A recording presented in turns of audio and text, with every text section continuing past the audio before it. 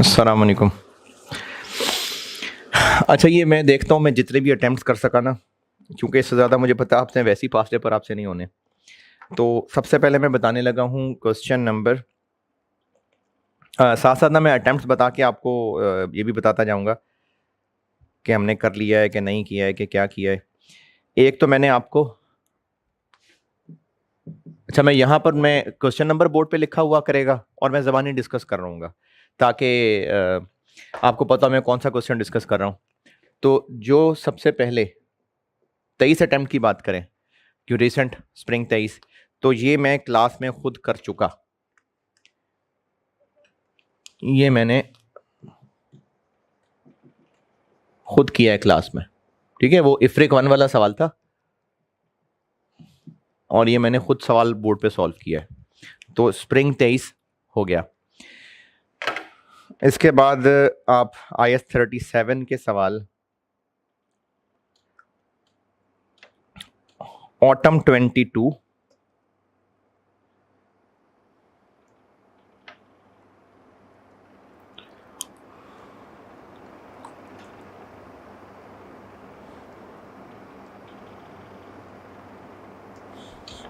Question 4, ठीक है। Spring 23 done. अब मैं बता रहा हूं क्वेश्चन 4,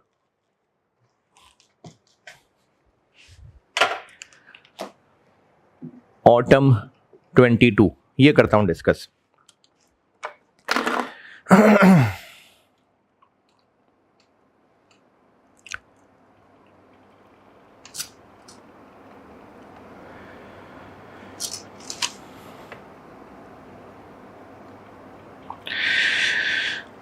अच्छा जी, पॉइंट नंबर 1।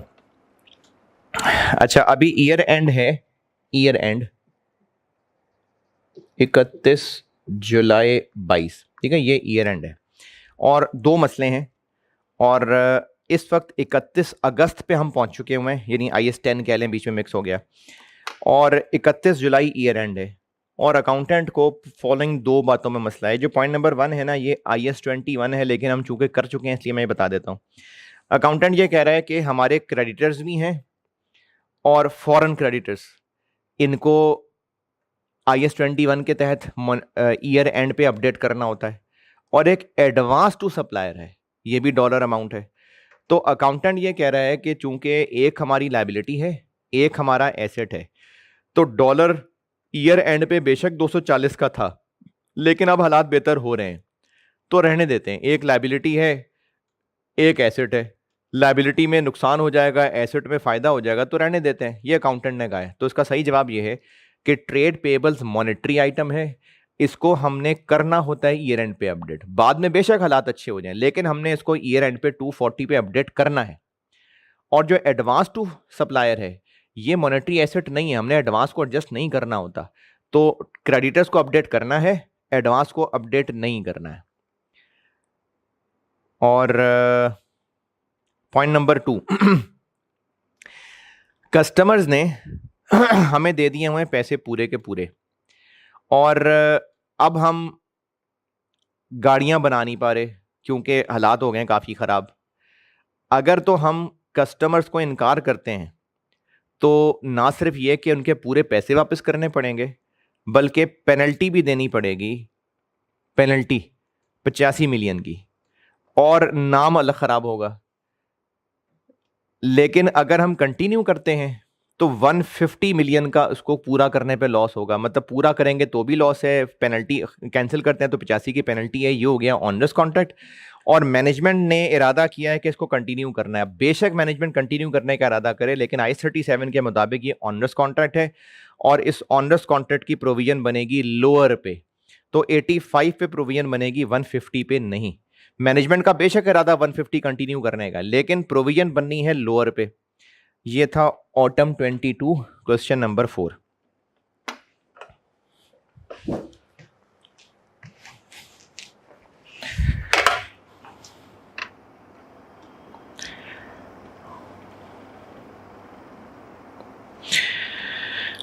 अच्छा जी, अगला स्प्रिंग 22 का क्वेश्चन नंबर 1। ये इफ्रिक 1 का सवाल था और इसका मैं आपको ना अपने फॉर्मेट पे करेक्ट सोल्यूशन दे रहा हूँ।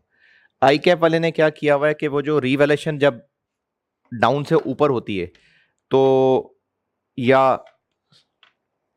जब भी रिवैल्यूएशन स्विच होती है तो हम लोग वो डेप्रिसिएशन एडजस्ट करके रिवर्स करते हैं। आई कैप ने वो एडजस्ट करके रिवर्स नहीं किया हुआ था। तो इसका आसान सा सवाल है, मैंने सिर्फ आपको अपने फॉर्मेट पे इसका सॉल्यूशन ये ग्रुप में शेयर करना है। ये जो ऑनलाइन वाले बच्चे हैं इनके तो मैंने वैसे ही ये कोर्स में रख दिया, ये लो रख ही देते हैं अभी। और जो फिजिकल वाले हैं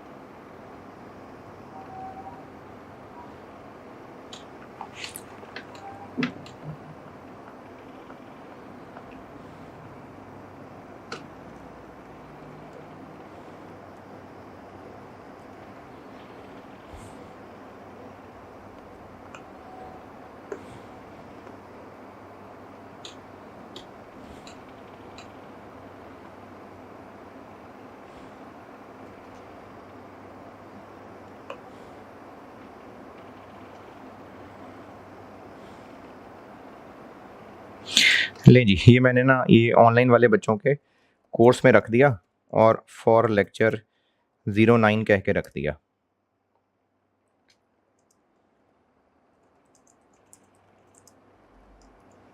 ठीक है, और ये जो फिजिकल वाले हैं इनके मैंने ग्रुप में शेयर करा दिए। तो मार्च स्प्रिंग 22 क्वेश्चन नंबर 1 इफ्रिक 1 का सवाल है। ये आसान है, आपसे हो जाएगा, इसमें कोई मसला नहीं होगा। लेकिन अपने फॉर्मेट पे बना के मैंने इसका करेक्ट सोल्यूशन आपके ग्रुप में शेयर करा दिया। आई कैप के सोल्यूशन पे मुझे एक डेप्रिसिएशन का एतराज है। Spring 22 question 1 done.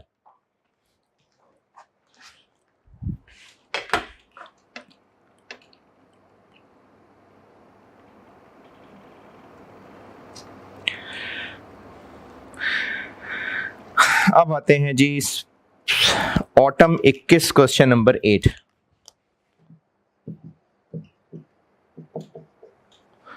Autumn 21 question number 8। ये बड़े किसी टेक्निकल इंसान ने सवाल बनाया है।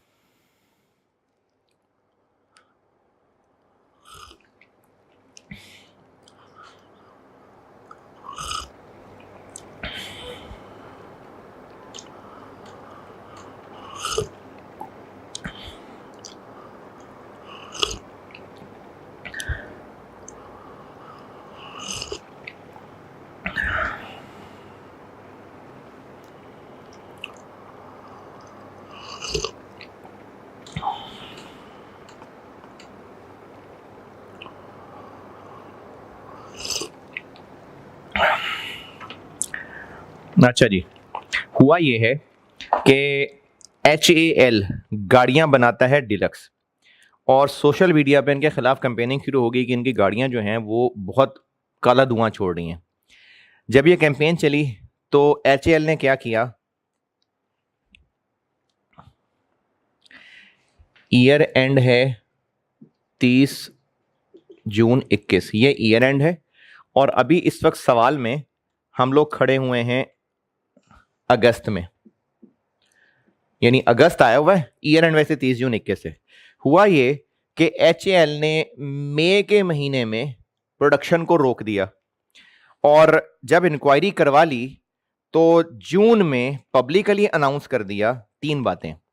एक, उन्होंने कहा जी कि वाकई सही बात है, गाड़ी काला धुआं तो छोड़ ही रही है और उसमें किट खराब थी, वो जो मार्च में गाड़ियां बनी थी ना वो काला धुआं छोड़ रही हैं। अब जो कस्टमर्स हैं वो हमारे ही डीलर से गाड़ियां ठीक करा लें आके और जुलाई से फिर हम लोग गाड़ियां दोबारा बेचना शुरू कर देंगे, ये कंपनी ने ऐलान कर दिया। अब आगे हुआ क्या, फॉलोइंग पॉइंट्स हैं। और सवाल में कहा है इन सबको डिस्कस करना है। पहले बात करते हैं पॉइंट नंबर 1 की। एक तो गवर्नमेंट ने 20 मिलियन की पेनल्टी लगा दी जून में, और ये पेनल्टी क्यों लगी? क्योंकि हमारी गाड़ियां गंद फैला रही थी। तो इस पेनल्टी को हमने पे गवर्नमेंट को करना है, तो इसका तो बन जाएगा पक्का पेएबल। तो ये 20 मिलियन हमारा पक्का पक्का पेएबल बन जाएगा। पॉइंट नंबर 1 बता रहा हूं। इसके अलावा जो गवर्नमेंट ने हमें 2 मिलियन और डाले हैं वो 25 जुलाई को डाले हैं। और क्यों? क्योंकि 10 जून को जो गवर्नमेंट ने हमें 20 मिलियन देने को कहा था, और कहा था 40 दिन के अंदर अंदर देना है, 20 दिन जून के गुजर गए, 20 दिन जुलाई के गुजरे, हमने कोई पेनल्टी नहीं दी, इसलिए गवर्नमेंट ने 2 मिलियन एक्स्ट्रा लगा दिए।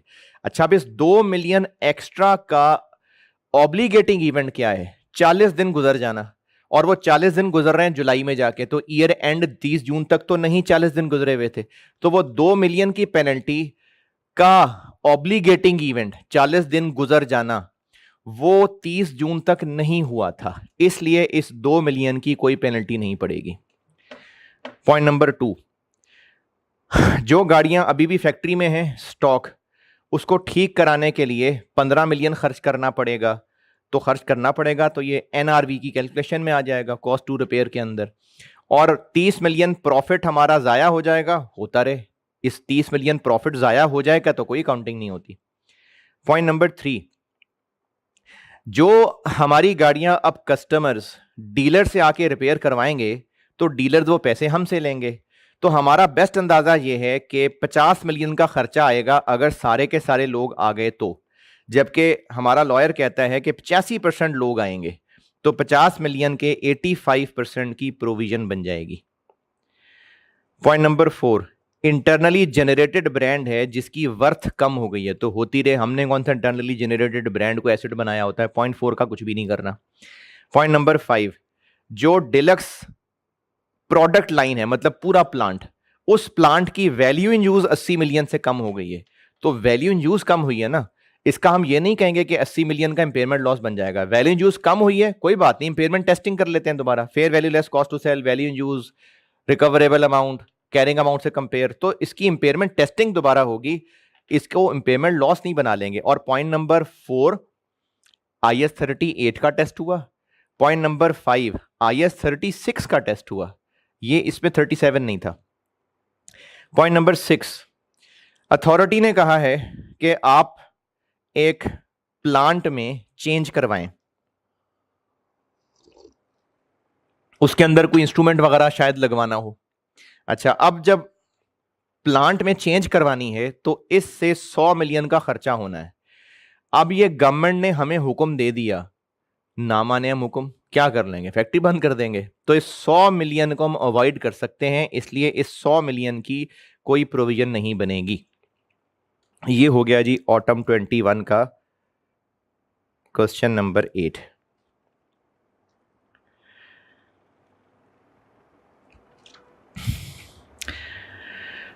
अच्छा जी, उसके बाद ये स्प्रिंग 21 में टेस्ट ही नहीं हुआ था। अब आता है नंबर ऑटम 20 का।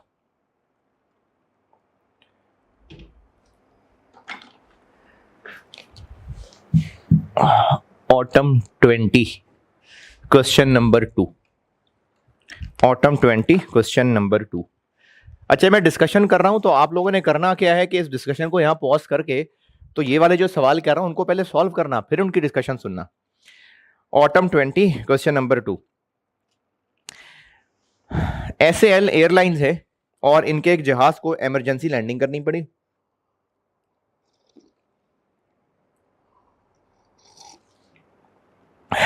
जून में। अब वो उन्होंने एक फैक्ट्री बिल्डिंग के करीब की, उससे क्या हुआ कि फैक्ट्री का नुकसान हुआ, 2 वर्कर्स जो हैं वो जाँ बहक हो गए और 5 वर्कर जख्मी हो गए। ये जून का वाकया है।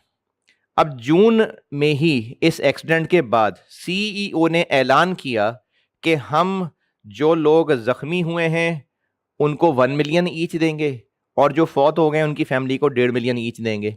यहां तक रुकते हैं, क्योंकि हादसा जून में हो गया और जो लोग जाँ बहक हुए और जो जख्मी हुए उनको पैसे देने का सीईओ साहब ने ऐलान किया। अब ये कंस्ट्रक्टिव ऑब्लिगेशन बन गई और इस 1.5 मिलियन इंटू 2 लोग और 1 मिलियन इंटू 5 लोग, इसकी बन जाएगी प्रोविजन। तीसरा पैराग्राफ, फैक्ट्री वालों ने कहा कि 25 मिलियन हमें भी दो। अब ये मांगे उसने 8 जुलाई को हैं, लेकिन बात तो सारी उसी की हो रही है ना जो जहाज गिरा था।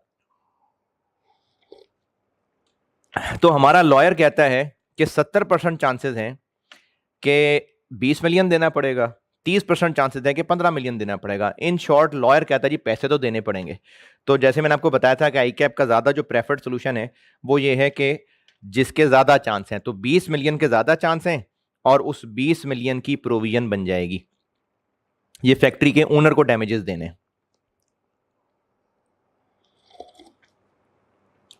लास्ट पैराग्राफ, अब जो जहाज है वो हो गया बिल्कुल ही फारिग।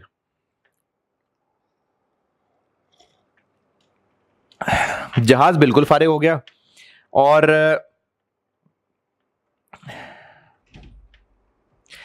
इंश्योरेंस वालों से हमने पैसे मांगे हैं। नहीं ठीक है, इंश्योरेंस वालों से हमने पैसे मांगे हैं, जहाज बिल्कुल फारिग हो गया। तो इंश्योरेंस वालों से पैसे हमें मिलेंगे 31 अगस्त को, मिल गए इनफैक्ट, यानी जुलाई और अगस्त 2 महीने ईयर एंड के बाद और गुजर गए। और जहाज लिया हुआ था हमने किराए पे, और जिससे किराए पे लिया था उसने कहा था कि आपने तो किराया देना ही देना है, वो तो हम छोड़ेंगे नहीं आपको।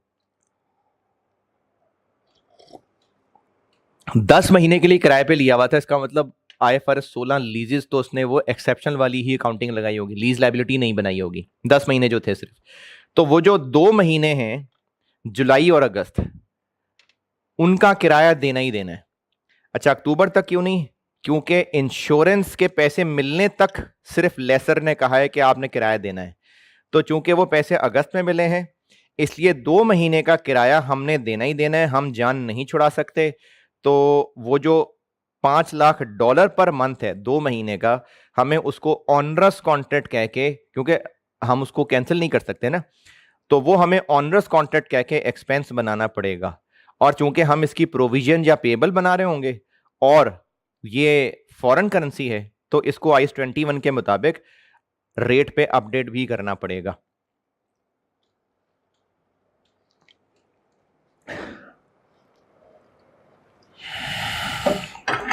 ये हो गया भाई ऑटम 20 क्वेश्चन 2।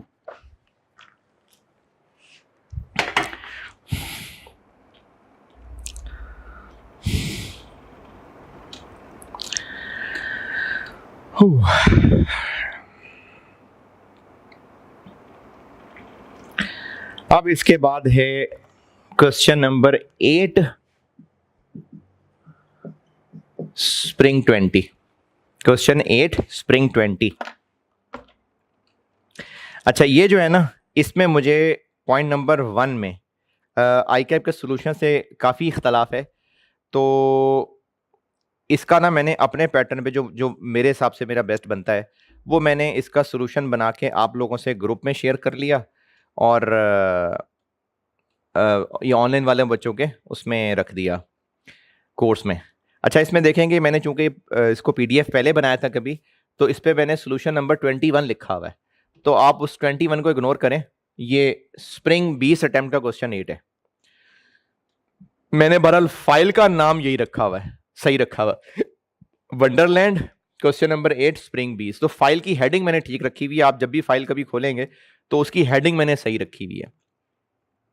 तो इसके सोल्यूशन में ना आई कैप वाले सोल्यूशन से मुझे इख्तलाफ है, और मेरा ख्याल है पैक की बुक में उन्होंने आई कैप वाला ही छापा हुआ है, तो इसलिए मैंने इसको अपने फॉर्मेट वाला सोल्यूशन जो जो जिससे मैं एग्री कर रहा हूँ वो वाला आपसे साथ शेयर किया है। अच्छा, इसमें है क्या बता देता हूँ।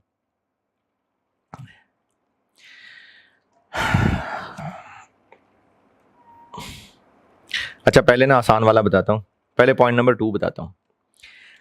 पॉइंट नंबर 2 में क्या हुआ कि हमने नवंबर में अपने जितने भी प्रोडक्ट्स बेचे, तो उसमें डब्बे के अंदर स्क्रैच कार्ड डाले। उनमें जो स्क्रैच करता था तो उस पर 100 रुपये, 50,000 रुपये, इतने का इनाम रखा हुआ था। प्रमोशन स्कीम चलाई हुई थी, 29 फरवरी तक ये वैलिड थी स्कीम। अब हुआ क्या कि कार्ड सारे प्रिंट हुए, उनके ऊपर वो जो मटेरियल लगता है वो लगा, फिर उनको डब्बों में पैक किया और हमने डब्बे बेच दिए। हुआ ये कि मैनेजमेंट ने फैसला किया था कि 25 मिलियन टोटल बांटने हैं, सोचा होगा प्रमोशन पे 25 मिलियन बांटने हैं, लेकिन ईयर एंड तक जितने भी डब्बे बिके थे उनमें से लोगों का 32 मिलियन इनाम निकल आया हुआ था, और अभी कोई पता नहीं चल रहा कि आगे क्या कंपनी के साथ और होने जा रहा है।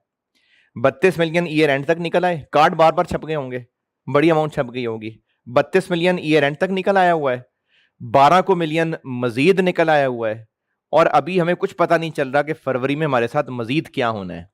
तो चूंकि हम ये कार्ड छाप चुके और हमने 29 फरवरी तक इनको वैलिड रख के प्रोडक्ट के अंदर डाल दिए हुए थे, तो अब हमारी ये ऑब्लिगेशन है, क्योंकि लोगों ने हमारी प्रमोशन के अंदर चीजें खरीदी हैं, तो अब तो हमारी ये जिम्मेदारी है, तो हमने उनको इनाम जो उस पर लिखा होगा वो देना होगा, हमारी ऑब्लिगेशन है। लेकिन इसकी प्रोविजन इसलिए नहीं बन सकेगी कि पता नहीं कितने छप गए हुए हैं, क्योंकि देखो 25 मिलियन सोचे थे, 32 अब तक ईयर एंड तक क्लेम आ चुका, फरवरी में 12 और आ गया, 44 मिलियन, पता नहीं कितना और डूबना है हमने। तो हम इसमें अंदाजा ही नहीं लगा सकते कि हमसे कितनी को प्रिंटिंग मिस्टेक्स हो गई हैं, इसलिए इसकी प्रोविजन नहीं बनेगी और इसको कंटिंजेंट लायबिलिटी कह के डिस्क्लोज कर देंगे, क्योंकि हम रिलायबल एस्टीमेट नहीं लगा सकते कि कितने को कार्ड और छप गए हुए हैं। ये मैंने पॉइंट नंबर 2 पहले बताया है। पॉइंट नंबर 1 ये है कि हमने लैपटॉप का नया मॉडल लॉन्च किया और बड़ा मशहूर हो गया, लेकिन नवंबर में क्या हुआ कि लोगों को शिकायतें होनी शुरू हो गई कि इसका जो चार्जर है ना वो गर्म हो जाता है, उसकी वजह से लोगों के हाथ वाथ भी सड़ गए होंगे।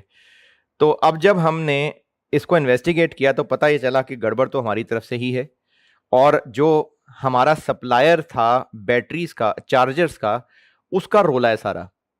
बहरहाल कस्टमर्स को हमने कहा जी आप माजरत, आइंदा ऐसा नहीं होगा, हम आपको चार्जर भी रिप्लेस कर देंगे, और तोहफे में हमने फैसला किया खुद से कि हम इनको यूएसबी भी तोहफे में दे देंगे।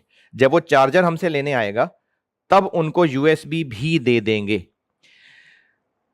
और जो चार्जर हमारे डीलर्स के पास, होलसेलर के पास, कस्टमर्स के पास हैं, हम सब उनको रिप्लेस कर देंगे। लेकिन जो लोग गुस्सा कर गए थे उन्होंने कोर्ट केस भी किया होगा, और कोर्ट केस में जितने पैसे उन्होंने क्लेम किए हैं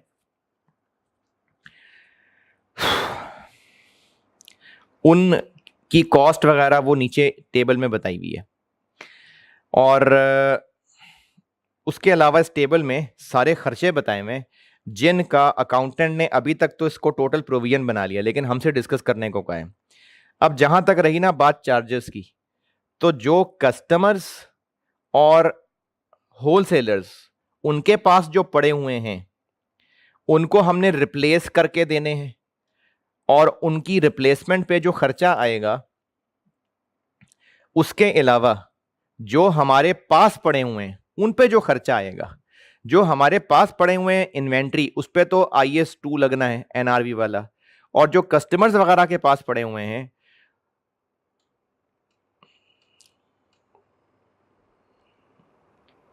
उसकी हमने प्रोविजन बनानी है। अब इसकी ना मैंने एक एलोकेशन की हुई है, वो आप देख लीजिएगा कैलकुलेशन, और ये ICAP से मुझे इस पे इख्तलाफ था तो वो मैंने अपनी एक कैलकुलेशन बनाई हुई है, वो आप इंडिविजुअली जिसने पूछना हो पूछ लेना। अच्छा, ये जो रिकवरी फ्रॉम BL है इसको ICAP ने ना रीइंबर्समेंट नहीं लिया हुआ, तो मैंने इसको लिया हुआ रीइंबर्समेंट, क्योंकि ये जो BL एग्री कर गया है कि हमें पैसे देगा, तो रीइंबर्समेंट यही होती है और क्या होता है, तो इसलिए इसकी रीइंबर्समेंट बननी चाहिए। ICAP ने इसको नहीं लिया हुआ रीइंबर्समेंट, तो ये गलत है। तो इसलिए ये जो 11.5 है इसको अलग से रिसीवेबल बनाना है, और जो खर्चे हैं उनको प्रोविजन बनाना है। तो इसको मैंने ना एक पॉइंट नंबर 1 और 2 का कंबाइंड आंसर किया हुआ है और उसको सॉल्व किया हुआ है। फिर उसके अलावा जो यूएसबीज दी हैं, अच्छा यूएसबीज हमने दी जरूर हैं, लेकिन ईयर एंड तक ना ही हमारी कोई लीगल ऑब्लिगेशन थी, और चूंकि हमने इंटरनली फैसला किया हुआ था, किसी को ऐलान नहीं किया था, तो इसलिए ये थी भी, ये कंस्ट्रक्टिव ऑब्लिगेशन भी नहीं थी, तो ना लीगल थी ना कंस्ट्रक्टिव थी, इसलिए यूएसबीज की कोई प्रोविजन नहीं बनेगी। जो लिटिगेशन का खर्चा है, जो कस्टमर्स ने हमसे डैमेजेस मांगे हुए हैं, इन सब के हवाले से हमारा बेस्ट एस्टिमेट 25.9 मिलियन है, दिया हुआ है सवाल के अंदर, इसकी हम लोग प्रोविजन बना लेंगे। पॉइंट नंबर 5, हमारी कंपनी के शेयर प्राइस कम हो गई है, तो होती रहे, हम इसका क्या करें? तो इसका हमने कुछ भी नहीं करना। मार्केटिंग के ऊपर खर्चा किया है, तो बस जो खर्चा किया है 2020 में, ये तभी एक्सपेंस बनेगा, इसकी कोई प्रोविजन नहीं बनेगी मार्केटिंग की। कौन मजबूर कर रहा है मार्केटिंग करने पे? और लास्ट, ग्रॉस प्रॉफिट कम हो गया तो हो गया, ग्रॉस प्रॉफिट कम हो गया तो उसकी प्रोविजन नहीं बनेगी। हां, चूंकि ग्रॉस प्रॉफिट कम हो गया है तो हमें इन्वेंट्री की एनआरवी जरूर चेक कर लेनी चाहिए। ये हो गया जी स्प्रिंग 2020, और इसमें भी चूंकि मैंने आपको अलग से सॉल्यूशन दिए हैं, तो इसका करेक्ट सॉल्यूशन मैंने आप लोगों से ग्रुप में शेयर किया है। करेक्ट सॉल्यूशन मेरे हिसाब से जो बनता है, और ये जो ऑनलाइन वाले रिकॉर्डिंग वाले बच्चे हैं, इनके मैंने कोर्स में रख दिया। ये हो गया जी spring 2020।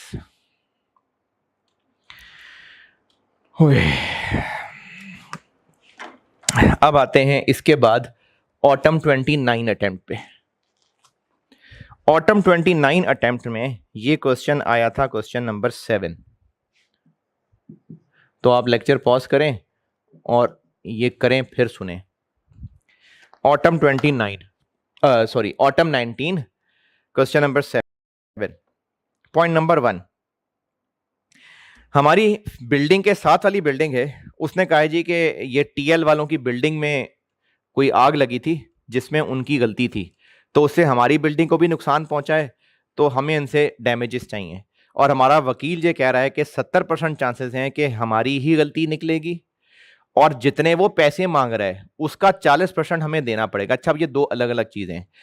According to TL's lawyers, there is 70% probability that TL would be found negligent, यानी 70% चांस है कि हम ही बुरे निकलेंगे। ये हो गया प्रोबेबल आउटफ्लो।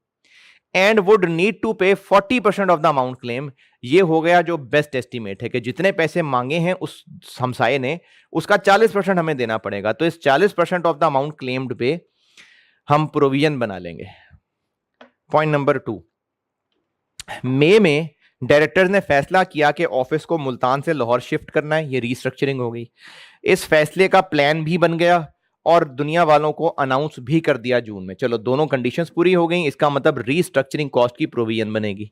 अब इस रीस्ट्रक्चरिंग कॉस्ट में शामिल क्या करना है? रिडेंडेंसी कॉस्ट शामिल करनी है 20 million. Cost of moving office equipment to Lahore, ये तो रीलोकेशन कॉस्ट है, शामिल नहीं करनी।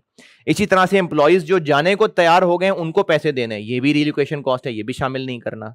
और 2 मिलियन है सैलरी ऑफ एग्जिस्टिंग मैनेजर, यानी ये वो बंदा है जिसको हम वैसे भी सैलरी देते हैं, तो अगर उसने 4 दिन रीलोकेशन का काम देख भी लिया तो उसने क्या कर लिया।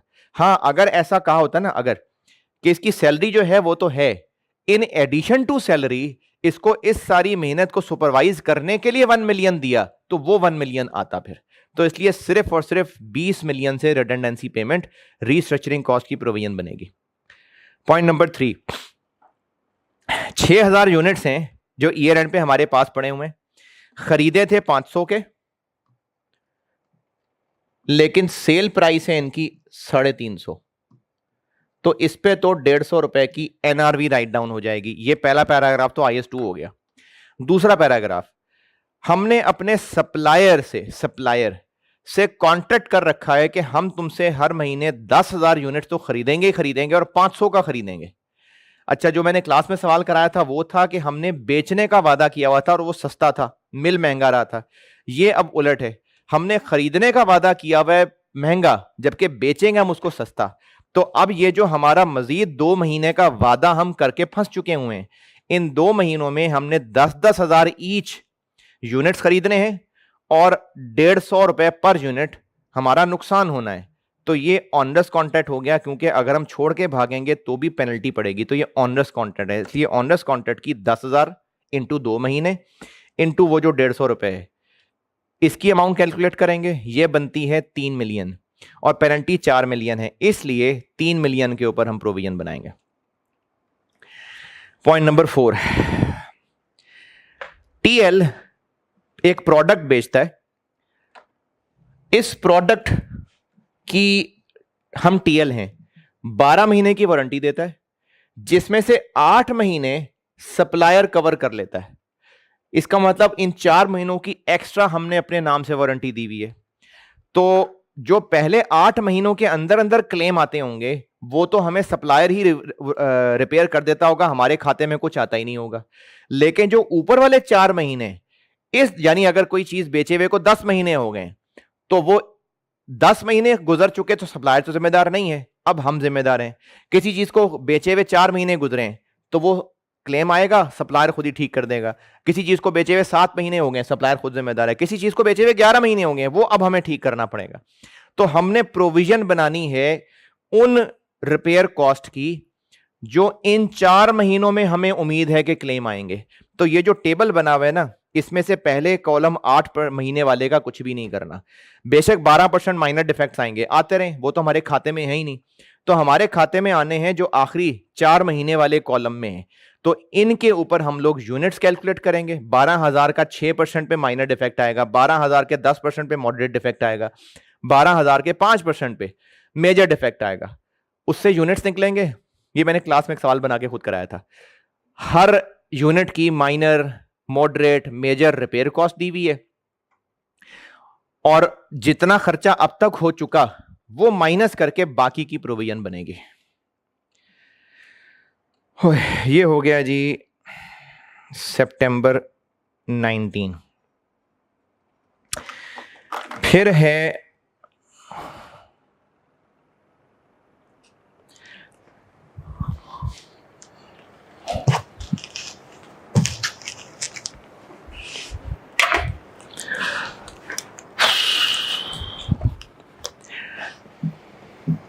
मार्च 19 का क्वेश्चन नंबर 6, और ये मैंने क्लास में करवा दिया था।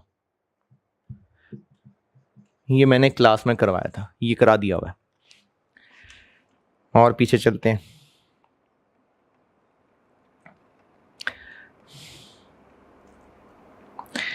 अब आते हैं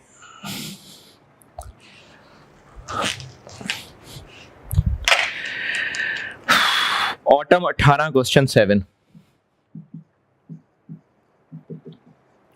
ऑटम 18 क्वेश्चन 7।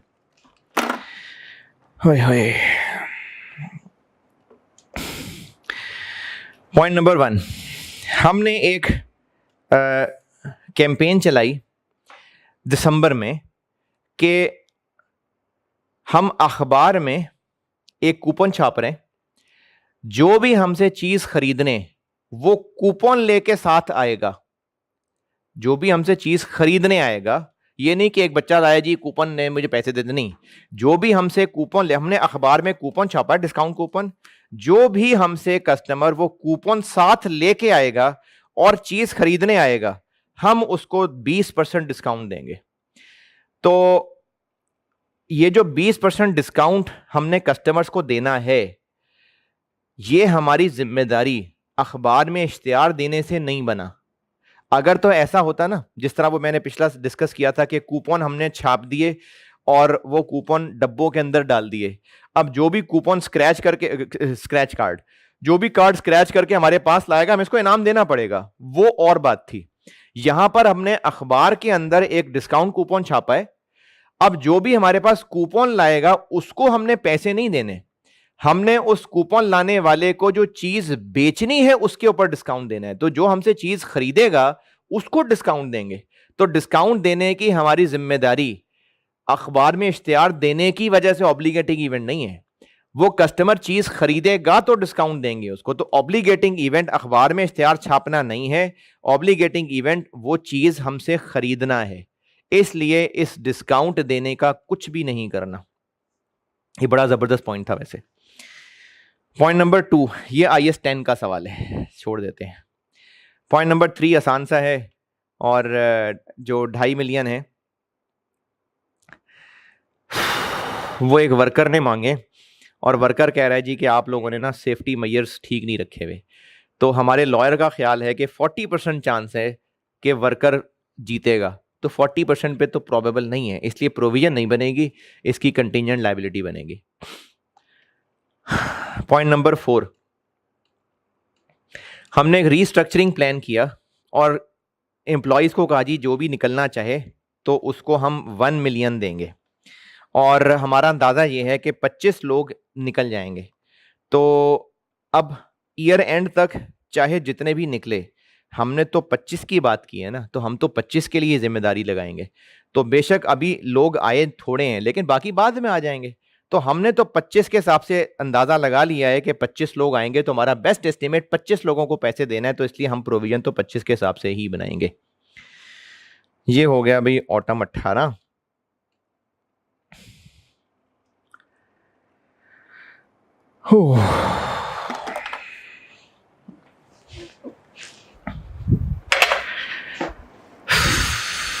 स्प्रिंग 18 में ये सवाल आया नहीं था।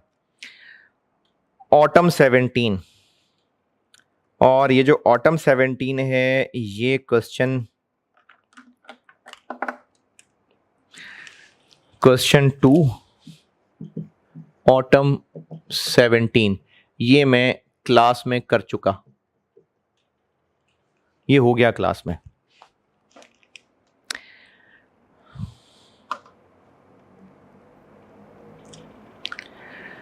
अच्छा जी, स्प्रिंग 17 में ये आया नहीं था। स्प्रिंग 17 में नहीं आया था। ऑटम 16 में क्वेश्चन नंबर, चले मेरी बस हो गई यार, ये मैं एक कर रहा हूं डिस्कस, और इससे पीछे हमने जाना कहाँ है, यहां भी कर लेंगे तो बहुत है। अब देखो ना, 23, 22, 21, 20, 19, 18, 17, तो ऑटम 16 में एक और बता देता हूं, बस फिर बहुत है। इसके अलावा फिर किसी ने पूछना उस पर तौफीक तो वो पूछ लेना। ऑटम 16 में ये क्वेश्चन नंबर 3 है, क्वेश्चन 3 ऑटम 16 नेपच्यून लिमिटेड के नाम से।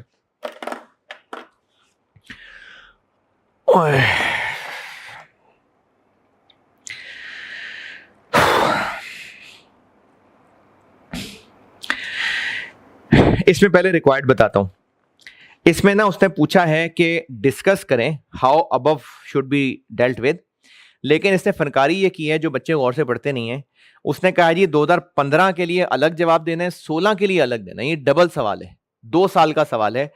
15 के हिसाब से अलग जवाब देना है, 16 के हिसाब से अलग जवाब देना है। पॉइंट नंबर 1, 2015 जुलाई में हमारे कस्टमर ने हमारे खिलाफ केस किया कि हमने ना 2000 उसको डिफेक्टिव बैटरीज बेची थी। हमारा वकील का तब ख्याल ये था कि कस्टमर सही कह रहा है, और 2 मिलियन वो मांग रहा है तो सही मांग रहा है। तो चूंकि एक है ईयर 2015 और एक है 2016, 30 जून 15, 30 जून 16, आपसे सवाल डबल पूछा हुआ है। आपसे पूछा हुआ है 2015 की फाइनेंशियल स्टेटमेंट्स में डिस्कस करें, 2016 की फाइनेंशियल स्टेटमेंट्स में डिस्कस करें। पहले मैं 2015 का पॉइंट 1 बता रहा हूं। तो पॉइंट 1 में लिखा हुआ है कि जुलाई 15 में कस्टमर ने केस किया कि वो जो 15 में बैटरीज बेची थी वो खराब थी, और तब हमारे लॉयर को लगता था कि सही कह रहा है। तो हमने इस 2 मिलियन की प्रोविजन बना ली 2015 की फाइनेंशियल स्टेटमेंट्स में, क्योंकि तब लगता था कि सही है, तो प्रोविजन बना ली। लेकिन जब मार्च 2016 आया इधर, तो कोर्ट ने इन्वेस्टिगेशन से ये असेस किया कि 80% बैटरीज तो खराब थी ही नहीं, और जो 20% थी, 80% जो थी उनमें थोड़े बहुत मसले थे, तो उनका शोर ना मचाए, और जो बाकी 20% हैं वो हम कस्टमर को रिप्लेस करके दें। ये कोर्ट की तरफ से ऑर्डर आ गया। तो वो जो 2015 में हमने 2 मिलियन डैमेजेस की प्रोविजन बनाई थी वो फारेग है अब, क्योंकि अब कौन सा डैमेजेस भाई। तो अब हम क्या करेंगे, अब हम ये करेंगे कि 80% पे जो रिपेयर पे खर्चा आना है, और 20% बैटरियां जो हमने चेंज करके देनी है, इनके ऊपर जो खर्चा आना है इसकी हम लोग प्रोविजन बना लेंगे। ये पॉइंट 1 है। पॉइंट नंबर 2 यानी पॉइंट नंबर बी,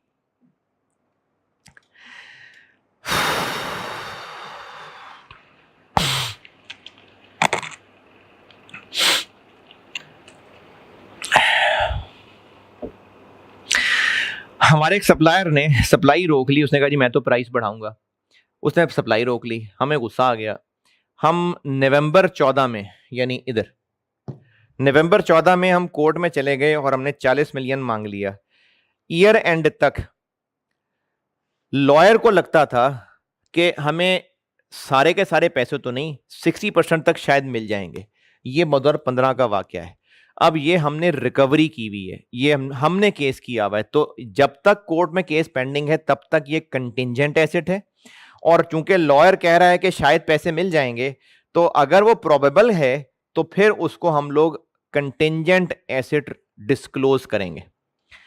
फिर 2016 में यह हुआ कि 2016 में कोर्ट का डिसीजन आ गया इधर IAS 10 फेज में, और कोर्ट ने कहा जी 30 मिलियन आप लोगों को मुबारक हो।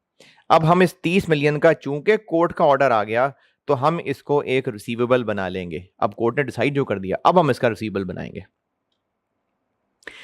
पॉइंट नंबर सी, अप्रैल 15 में हमने एक डिवीजन बंद करने का फैसला किया और दुनिया वालों को दिसंबर 15 में, इधर दिसंबर 15 में बताया।